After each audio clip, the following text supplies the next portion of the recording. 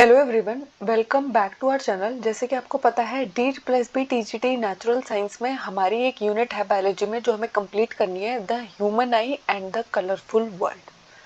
तो आपको पता है D+B TGT नेचुरल साइंस में हमें टोटल 21 यूनिट्स करनी है बायोलॉजी के अंदर। ये वो यूनिट है जो हम टोटली कंप्लीट कर चुके हैं। फिजियोलॉजी एंड बायोकेमिस्ट्री यूनिट अभी हमारी कॉन्टिन्यूशन में है, उसके ये टॉपिक्स हम कंप्लीट कर चुके हैं, बाकी के टॉपिक्स को हम जल्दी कंप्लीट करेंगे। तो जो हमारा आज का चैप्टर है आई वाला, उसमें आपको क्या क्या पढ़ना है। सिर्फ आपको आई का स्ट्रक्चर पढ़ना है और आपकी आईज में कैसे कैसे डिफेक्ट्स हो सकते हैं और उनको हम करेक्ट कैसे कर सकते हैं, हमें बस इतना ही पढ़ना है। तो सबसे पहले हम देखेंगे ह्यूमन आई। तो आपको पता है ह्यूमन आई जो है वो बहुत ही वैल्यूएबल और सेंसिटिव सेंस ऑर्गन है। आप जो इस ब्यूटीफुल वर्ल्ड को देख पाते हो, आप जो अपनी इस क्लास को भी देख पा रहे हो, ये किसकी वजह से देख पा रहे हो? क्योंकि आपके पास आईज है। ठीक है, तो आप अपनी लाइफ में इतने सारे जो कलर्स एक्सपीरियंस कर पाते हो, इतने ब्यूटीफुल चीज़ों को एक्सपीरियंस कर पाते हो, वो सब किसकी वजह से पॉसिबल है? ह्यूमन आई की वजह से पॉसिबल है। तो हमारी जो आई है वो एक कैमरा की तरह है, ठीक है, और इसका जो लेंस सिस्टम है वो क्या करता है? इमेज फॉर्म करता है किस पर? एक लाइट सेंसिटिव स्क्रीन पर, जिसे हम क्या बुलाते हैं? रेटिना बुलाते हैं। तो ये है हमारी ह्यूमन आई का स्ट्रक्चर। तो हमारी ह्यूमन आई में क्या क्या प्रेजेंट होता है?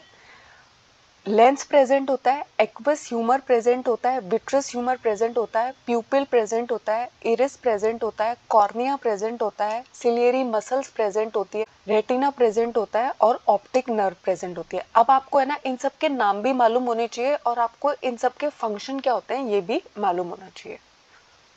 तो सबसे पहले आता है हमारा कॉर्निया। तो हमारी आंखों में जो लाइट एंटर करती है वो एक बहुत ही पतली सी मेम्ब्रेन के थ्रू एंटर करती है, जिसको हम क्या बुलाते हैं? कॉर्निया बनाते हैं। और आपकी आंखों के सामने जो एक ट्रांसपेरेंट बल्ज आपको दिखाई देता है, अपनी आई बॉल के फ्रंट में जो एक बल्ज आपको दिखाई देता है वो क्या है? वो और कुछ नहीं है, आपका कॉर्निया है। ये देखिए, ये आपका जो बल्ज आपको नजर आ रहा है ये क्या है? आपका कॉर्निया है। यहाँ से आपकी लाइट एंटर करती है आपकी आंखों में। तो जो हमारा इरिस होता है वो हमारे कॉर्निया के पीछे प्रेजेंट होता है। इरिस जो होता है वो हमारा डार्क कलर का मस्कुलर डायफ्राम है, जो क्या करता है? आपके प्यूपिल के साइज को कंट्रोल करता है। तो आपको ये बात याद रखनी है कि आपके जो प्यूपिल है उसके साइज को कंट्रोल करने का काम कौन करता है? इरिस करता है। ये इसका फंक्शन है। तो आपसे एग्जाम में ये पूछा जाता है कि लाइट किसके थ्रू एंटर करती है? तो कॉर्निया के थ्रू एंटर करती है। आपके प्यूपिल के साइज को कौन कंट्रोल करता है? इरिस कंट्रोल करता है। उसके बाद होता है हमारा प्यूपिल, ठीक है, जो है वो क्या कंट्रोल करता है? आपके जो लाइट है, जो कॉर्निया के थ्रू लाइट एंटर कर रही है उसको रेगुलेट करने का काम करता है। कितनी लाइट आपकी आंखों के अंदर एंटर करनी चाहिए, इस चीज को रेगुलेट करने का काम कौन करता है? हमारा प्यूपिल करता है। और हमारे प्यूपिल के साइज को कंट्रोल करने का काम कौन करता है? इरिस करता है। उसके बाद आता है हमारा आई लेंस।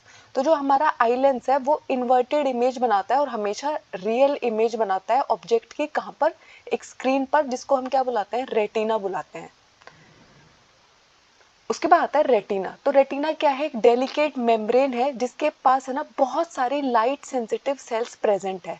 तो जो लाइट सेंसिटिव सेल है ये एक्टिवेट हो जाती है और बहुत सारे इलेक्ट्रिकल सिग्नल्स को जनरेट करती है। फिर ये सिग्नल है ना हमारे ब्रेन तक पहुंचते हैं किसकी मदद से? ऑप्टिक नर्व से। तो हमारी ऑप्टिक नर्व का क्या रोल होता है? जो भी इमेज पहुंची है, जो भी इलेक्ट्रिकल सिग्नल हमारी आईज के पास है, उन्हें ब्रेन तक पहुंचाने का काम कौन करता है? हमारी ऑप्टिक नर्व करती है। ब्रेन इन सिग्नल को इंटरप्रेट करता है और इसके बाद है ना इस इंफॉर्मेशन को परसीव करता है। अब जो रेटिना है मैंने आपको बताया उसके पास है ना कुछ लाइट सेंसिटिव सेल्स प्रेजेंट है। तो उसके पास दो टाइप के सेल्स प्रेजेंट है, एक को हम बुलाते हैं रोड सेल्स, एक को हम बुलाते हैं कोन सेल्स। तो जो हमारी रोड सेल्स होते हैं ना वो हाईली सेंसिटिव है, बहुत ज्यादा सेंसिटिव है।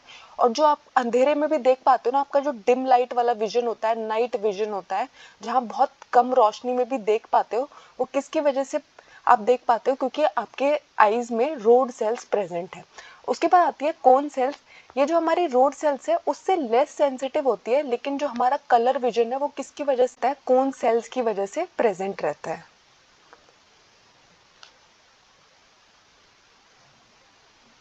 उसके अलावा जो हमारी आंखों में लेंस प्रेजेंट है वो किस तरीके से बिहेव करता है? जैसे आपका कॉन्वेक्स लेंस बिहेव करता है। तो अगर आपसे पूछा जाए कि आपका जो आई लेंस है वो किस टाइप का लेंस है, तो वो एक टाइप का कन्वेक्स लेंस है।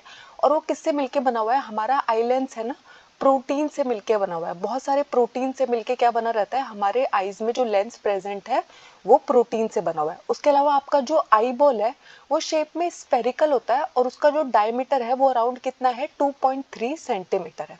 उसके बाद मैंने आपके आई के डायग्राम में अभी आपको दिखाई थी सिलियरी मसल्स, ठीक है। तो आपके जो लेंस है उसकी जो शेप चेंज होती है ताकि हम डिफरेंट डिस्टेंस पे जो चीज़ें रखी हुई है उन पर फोकस कर पाए। देखो, कोई चीज़ है जो आपसे 25 मीटर की दूरी पे रखी है, कोई चीज़ है जो आपसे 25 सेंटीमीटर की दूरी पे रखी है, तो उन दोनों पर आप जब फोकस करोगे, डिफरेंट डिफरेंट ऑब्जेक्ट पे जब आप जो डिफरेंट डिस्टेंस पे रखे जब आप उनको फोकस करोगे तो आपके आई लेंस की जो शेप है वो चेंज होती है, और उसमें आपके आई लेंस की शेप को चेंज करने में आपकी मदद कौन करती है, सिलियरी मसल्स करती है। उसके बाद आती है हमारी ऑप्टिक नर्व। तो हमारे जो जितने भी विजुअल इंफॉर्मेशन हमारे पास प्रेजेंट है, रेटिना के पास प्रेजेंट है, उन्हें ब्रेन तक भेजने का काम, क्योंकि आपको पता है हमारी आई जो हमारा विजन है उसको कंट्रोल कौन करता है, हमारे ब्रेन में एक सेंटर लोकेटेड होता है जो हमारे देखने के लिए रिस्पॉन्सिबल। कभी कभी आपने देखा होगा कुछ लोगों की आईज डैमेज नहीं होती है लेकिन उनके ब्रेन का वो पार्ट डैमेज हो गया है जहाँ की वजह से विजन रिस्पॉन्सिबल होता है, तो उनको दिखना बंद हो जाता है क्योंकि उनका ब्रेन जो है वो रिस्पॉन्ड ही नहीं कर पा रहा है, ठीक है। तो ऑप्टिक नर्व का काम क्या होता है, जितनी भी विजुअल इंफॉर्मेशन रेटिना के पास प्रेजेंट होती है उसे ब्रेन तक पहुंचने का काम कौन कराती है, ऑप्टिक नर्व कराती है। उसके बाद आता है हमारा विट्रस ह्यूमर। आपका जो लेंस है और जो रेटिना है उनके बीच में जो फ्लूइड प्रेजेंट है उसे हम क्या बुलाते हैं, विट्रस ह्यूमर बुलाते हैं। उसके बाद आता है हमारा एक्वेस ह्यूमर। तो आपके कॉर्निया और लेंस के बीच में जो फ्लूइड प्रेजेंट है उसे हम क्या बुलाते हैं, एक्वेस ह्यूमर बुलाते हैं। तो जो आपका आई लेंस है अगर वो अपनी फोकल लेंथ को एडजस्ट कर पा रहा है, उसकी जो एबिलिटी है अपने फोकल लेंथ को एडजस्ट करने की, उसी को हम क्या बुलाते हैं, अकोमोडेशन बुलाते हैं। उसके बाद हमें दो चीज़ें समझनी होती है, एक होता है least distance of distinct vision जिसे हम नियर पॉइंट ऑफ द आई भी बोलते हैं, और एक होता है फार पॉइंट ऑफ द आई। तो जो मिनिमम डिस्टेंस है जिस पर आपको है ना ऑब्जेक्ट्स को रखना है ताकि आप उनको है ना बिना कोई जोर डाले, आपकी आंखों पे आपको कोई जोर ना डालना पड़े, फिर भी आप उसे बहुत आराम से देख पाए, इसे हम क्या बुलाते हैं, नियर पॉइंट ऑफ द आई बुलाते हैं। और हमारी ह्यूमन आई का जो नियर पॉइंट है वो कितना है, 25 सेंटीमीटर है। अगर आपकी आंखों से 25 सेंटीमीटर की दूरी पर कोई चीज रखी है तो मोस्ट ऑफ द टाइम जब आप उसको देखेंगे आपकी आंखों को कोई स्ट्रेन फील नहीं होता है। उसके बाद होता है फार पॉइंट। तो वो मैक्सिमम पॉइंट, वो फारदेस्ट पॉइंट जिस तक आपकी आंखें आराम से देख सकती है उसे हम क्या बुलाते हैं, फार पॉइंट बुलाते हैं, और वो क्या है, इन्फिनिटी है। जो हमारी नॉर्मल आई होती है वो ऑब्जेक्ट को क्लियरली कहाँ देख सकती है, 25 सेंटीमीटर से लेके इन्फिनिटी तक हम कुछ भी देख सकते हैं। तो जब आपके आई लेंस का कर्वेचर बदलता है तो उससे है ना उसकी फोकल लेंथ भी चेंज होती है। तो आपकी आंखों की जब मसल्स रिलैक्स होती है तो आपका जो लेंस है वो थिन बन जाता है, और इसकी वजह से आपकी फोकल लेंथ जो है वो इंक्रीज हो जाती है, और इसकी वजह से दूर रखी हुई चीजें, डिस्टेंस पे रखी हुई चीजें भी आपको क्लियरली दिखाई देती है, ठीक है। और उसकी वजह से क्या होता है, आपकी जो सिलियरी मसल्स है वो कॉन्ट्रैक्ट करती है। इसकी वजह से आपकी आंखों का जो लेंस है उसका कर्वेचर बढ़ जाता है, और आपका आई लेंस क्या हो जाएगा, पहले थिन हो गया था अब थिक हो गया है। अब क्या होगा, आपके फोकल लेंथ जो है आई की वो डिक्रीज हो जाएगी, और आपके जो पास रखे हुए ऑब्जेक्ट्स है वो आपको क्लियरली नजर आते हैं। तो आपकी जो सिलियरी मसल्स है ना जब वो कॉन्ट्रैक्ट करती है, रिलैक्स करती है, उसकी वजह से आपका जो आई लेंस है वो थिन और थिक होता रहता है, जिसकी वजह से आपको चीजें दिखने में बहुत आसानी होती है।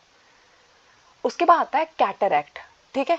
तो कैटरैक्ट का मतलब होता है, कभी कभी आप देखेंगे कुछ लोग स्पेशली बूढ़ी एज में ऐसा बहुत ज्यादा हो रहा होता है, बुढ़ापे में ऐसा बहुत ज्यादा हो रहा होता है, जो हमारा आई लेंस है ओल्ड एज में क्या होता है वो मिल्की और क्लाउडी बन जाता है, इनकी उनके आई लेंस पे है ना एक परत सी जम जाती है जिसको हम क्या बोलते हैं, मिल्की और क्लाउडी बोलते हैं, और इस कंडीशन को हम क्या बोलते हैं, कैटरैक्ट बोलते हैं। क्योंकि इन लोगों को है ना देखने में दिक्कत होने लग जाती है, उनको धुंधला धुंधला नजर आ रहा है सब कुछ, क्योंकि उनकी आंखों के ऊपर क्या हो गया है, एक लेयर जम गई है, ठीक है। तो इसकी वजह से है ना कभी कभी इंसान को कम दिखाई देता है, और कभी कभी कम्प्लीटली अगर सही टाइम पे आपने कैटरैक्ट को ट्रीट नहीं किया तो इंसान की पूरी जो देखने की कैपेसिटी है वो खत्म हो जाती है, ठीक है। तो आप है ना अपने कैटरैक्ट को सॉल्व कर सकते हो किसकी मदद से, कैटरैक्ट सर्जरी के थ्रू। तो कैटरैक्ट की एक सर्जरी होती है जिसमें आपकी जो एक लेयर जम गई है उसे डॉक्टर्स रिमूव कर देते हैं, और फिर आपका आई लेंस एकदम परफेक्टली देख पाता है। उसके बाद आपको डिफेक्ट्स पढ़ने हैं विजन के और उनका करेक्शन पढ़ना है। तो हमें 3 डिफेक्ट्स पढ़ने हैं। एक है मायोपिया जिसे हम नियर साइटेडनेस भी बुलाते हैं, दूसरा है हाइपरमेट्रोपिया जिसे हम फार साइटेडनेस बुलाते हैं, तीसरा है प्रेसोबायोपिया। ठीक है, तो एक एक करके अब हम इनको देखते हैं, इनके कारण देखते हैं और इनको हम करेक्ट कैसे करते हैं इसको भी देखेंगे। तो सबसे पहले आता है मायोपिया जिसको हम नियर साइटेडनेस बुलाते हैं। तो आपने देखा होगा कुछ लोग होते हैं जिन्हें पास की चीजें तो एकदम सही से दिखाई दे रही होती है लेकिन दूर की चीजें उनको दिखनी बंद हो जाती है, बहुत ही धुंधला उनका विजन हो जाता है। आजकल मोस्टली जो यंग एज ग्रुप होता है ना, उसको क्या प्रॉब्लम हो रही होती है, मायोपिया की प्रॉब्लम हो रही होती है। ठीक है, तो ये प्रॉब्लम आती क्यों है, ये डिफेक्ट आता क्यों है, क्योंकि इसमें है ना आपका जो फार पॉइंट है वो इन्फिनिटी से पास हो गया है, यानी कि इन्फिनिटी तक नहीं है अब आपका फार पॉइंट, वो उससे भी क्लोज आ गया है, इस वजह से आपको मायोपिया की प्रॉब्लम होती है। जो मायोपिक आई होती है उसमें जो डिस्टेंस ऑब्जेक्ट की जो इमेज है वो आपके रेटिना के फ्रंट पे बन जा रही है, ना कि रेटिना पे बन रही है। यानी कि जब आप कोई भी चीज देख रहे हैं उसकी इमेज है ना आपके रेटिना पे बननी चाहिए, लेकिन रेटिना से भी पहले ही बन जा रही है। ठीक है, तो इस वजह से क्या प्रॉब्लम हो जाती है, आपकी आईज जो है वो मायोपिक हो जाती है, आपको दूर का जो डिस्टेंस की चीज़ है वो दिखनी बंद हो जाती है। अब ये डिफेक्ट होता क्यों है, इसका कारण क्या है, तो या तो आपके आई लेंस का जो कर्वेचर है वो बहुत ज़्यादा इंक्रीज कर गया है, दूसरा है आई बॉल आपकी इलोंगेट हो गई है। ठीक है, तो elongation of the eye ball और एक्सेसिव कर्वेचर मायोपिया के कारण होते हैं। अब आप इस चीज़ को करेक्ट कैसे करोगे, तो जितने भी मायोपिक लोग होते हैं वो चश्मा लगाते हैं और उसमें अगर आप लेंस देखोगे तो वो कौन सा लेंस होता है, कॉनकेव लेंस होता है। तो कॉनकेव लेंस क्या हेल्प करता है, जो डिस्टेंस ऑब्जेक्ट है ना उनकी जो इमेज नहीं पहले ही बनने लगी थी, रेटिना से फ्रंट में ही बन जाती थी, उसको फिर से रेटिना पे बनवाने लग जाता है, इसलिए उनको दूर की चीजें एकदम सही से दिखाई देने लगती है। अब आप है ना इसमें कंफ्यूज मत हो जाना, इसका नाम तो है नियर साइटेडनेस, तो आपको लगेगा पास की चीजें दिखाई नहीं देती होगी, लेकिन इसमें है ना पास की चीजें एकदम क्लियरली दिखाई देती है, जो दूर की चीजें है वो दिखाई नहीं देती। ठीक है, मायोपिया में ऐसा होता है। सेकंड है हाइपरमेट्रोपिया जिसे हम फार साइटेडनेस बुलाते हैं। अब इसमें है ना मायोपिया के अपोजिट होता है, इसमें आपको दूर की चीजें एकदम साफ दिखाई देती है लेकिन जो नियर बाई ऑब्जेक्ट्स है वो सही से दिखाई नहीं देते हैं। ठीक है, तो आपको पता है जो हमारी आई का नियर पॉइंट है वो कितना है, 25 सेंटीमीटर है। ठीक है, तो इसका क्या है, रीडिंग मटेरियल है ना, इसको जो भी पढ़ना है जो भी चीजें देखनी है वो उसे 25 सेंटीमीटर से भी पीछे रखनी पड़ती है, तब इसको सही से दिखाई देगा। ठीक है, अब ऐसा क्यों होता है, इसमें क्या होता है, जो भी आपकी इमेज बननी थी, जो आपके रेटिना पे बननी चाहिए थी, अब मायोपिया में तो वो पहले बन जा रही थी, अब यहाँ पे क्या हो रहा है, रेटिना के बिहाइंड बन रही है, रेटिना के पीछे जाके बन रही है, तो इसलिए आपको कौन सी प्रॉब्लम हो गई है, फार साइटेडनेस हो गई है। अब ये क्यों होता है, इसमें है ना आपके आई लेंस की फोकल लेंथ या तो बहुत ज़्यादा लंबी हो गई है, टू लॉन्ग हो गई है, या फिर आपका जो आई बॉल है वो बहुत छोटा हो गया है, टू स्मॉल हो गया है। ठीक है, ये दो प्रॉब्लम है जिसकी वजह से आपको क्या प्रॉब्लम होती है, हाइपरमेट्रोपिया या फिर फार साइटेडनेस हो जाती है। अब इसको हम कैसे करेक्ट करते हैं, इसके लिए हमें इस्तेमाल करना पड़ता है कॉन्वेक्स लेंस। ठीक है, तो जब आप कन्वेक्स लेंस का इस्तेमाल करोगे तो जो आपकी इमेज है जो रेटिना के पीछे बनने लगी है वो फिर से रेटिना पे बनने लग जाएगी और आपको जो पास की चीजें दिखाई नहीं दे रही थी वो एकदम दिखाई देने लग जाती है। तीसरा जो हमारा डिफेक्ट है वो है प्रेस बायोपिया।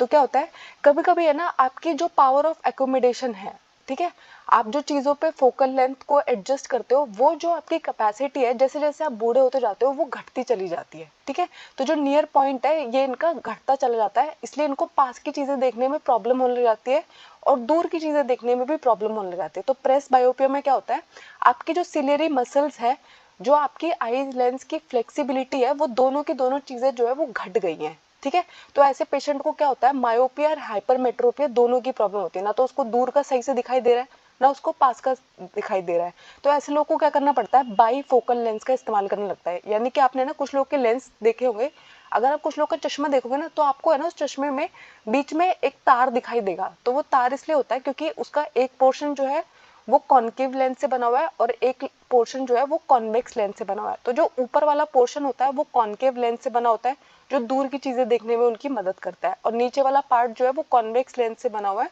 जो पास की चीजें देखने में उनकी मदद करता है।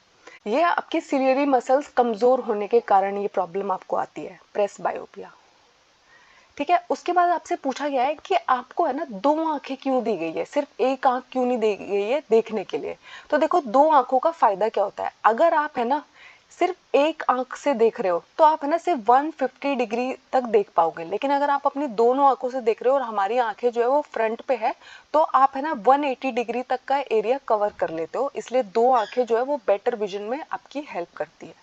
नेक्स्ट टॉपिक है आई डोनेशन। तो आपको पता है आजकल है ना बहुत सारे लोग हैं जिन्हें देखने में प्रॉब्लम आती है या फिर वो ब्लाइंडनेस को फेस कर रहे होते हैं, तो ऐसे लोगों को है ना दोबारा से एक अच्छी लाइफ मिल सकती है अगर लोग ऑर्गन डोनेशन करें, आई डोनेशन करें। ठीक है, तो आई डोनर जो होते हैं वो किसी भी एज के हो सकते हैं, किसी भी सेक्स के हो सकते हैं, यानी कि मेल हो सकते हैं, फीमेल हो सकते हैं, ट्रांसजेंडर हो सकते हैं।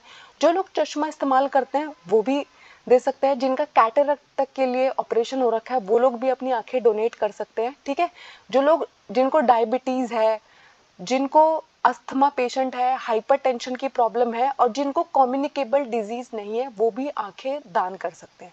जैसे ही किसी भी इंसान की जान चली जाती है तो नेक्स्ट जो 4 से 6 घंटे होते हैं वो बहुत इंपॉर्टेंट होते हैं उनकी आंखों को रिमूव करने के लिए, ताकि उसे नियरेस्ट आई बैंक में आप जमा कर सके। ठीक है, तो 4 से 6 घंटे में आपको किसी ना किसी आई बैंक से कांटेक्ट कर लेना चाहिए ताकि उनकी आईज जो है वो डोनेट हो सके। उसके बाद क्या है, आई बैंक की एक टीम आएगी आपके घर पर और वो उनकी जिसकी डेथ हो गई है उनकी आईज को निकाल लेती है। ठीक है, 10 से 15 मिनट ही लगते हैं, बहुत ही सिंपल प्रोसेस है ये। ठीक है, और कोई उसकी बॉडी के साथ डिसफिगरीमेंट नहीं होता है, कोई खराब नहीं करते हैं वो किसी की बॉडी को। ठीक है, लेकिन कुछ लोग ऐसे होते हैं, कुछ बीमारियां ऐसी होती है जो लोग क्या कर सकते हैं, अपनी आंखें दान नहीं कर सकते हैं। अगर कोई सी पेशेंट की जान गई है एड्स की वजह से, हेपेटाइटिस बी और सी की वजह से, रेबीज की वजह से, ल्यूकेमिया की वजह से, ठीक है, टेटनस की वजह से, कॉलेरा की वजह से, मेनिंजाइटिस, इंसेफेलिटिस, अगर ये बीमारियां आपको रही हैं, जिस इंसान की जान गई है उसको अगर ये बीमारियां है तो वो आईज डोनेट नहीं कर सकता है। तो आपको याद रखना है जो हमारी आंखों का नियर पॉइंट है ह्यूमन आई का वो 25 सेंटीमीटर है, जो हमारा फार पॉइंट है वो इन्फिनिटी है। मायोपिया और नियर साइटेडनेस को हम करेक्ट करते हैं कॉन्केव लेंस की मदद से, हाइपरमेट्रोपिया और फार साइटेडनेस को हम करेक्ट करते हैं कॉन्वेक्स लेंस की मदद से, और जो प्रेस बायोपिया है उसमें हम दोनों लेंस का इस्तेमाल करते हैं, दोनों का कॉम्बिनेशन इस्तेमाल करते हैं। थैंक यू, आई होप इस टॉपिक में आपको कोई डाउट नहीं है। अगर कोई डाउट है मुझे कमेंट्स में ज़रूर बताइएगा। हमारे चैनल को लाइक कीजिएगा, शेयर कीजिएगा, सब्सक्राइब कीजिएगा।